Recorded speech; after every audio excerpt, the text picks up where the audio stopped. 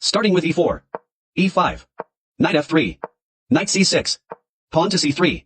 Knight to f6. Pawn to d4. The main moves of black here is to take your d4 with their pawn, or knight takes e4. The main idea of the Ponziani is whether your opponent chooses to take one of your central pawns, you must have to push the other pawn forward. If opponent chooses to play knight takes e4. Play d5. Attacking the knight. There are 3 safe squares for their knight, but most of the time, players chooses to place the knight on e7. Knight takes e5. As you can see, the opponent's pieces are underdeveloped, so the common move is pawn to d6, opening their light-squared bishop's diagonal. Your opponent thinks that he's good, creating a way for their bishop to develop without knowing they've committed a blunder. You can now then play the brilliant bishop to b5 check, controlling the d7 and c6 squares. Now, this comes with 2 variations. If your opponent chooses to block it with their pawn, pawn to c6. D takes c6. D takes your knight on e5. Punish them by playing c takes b7, check.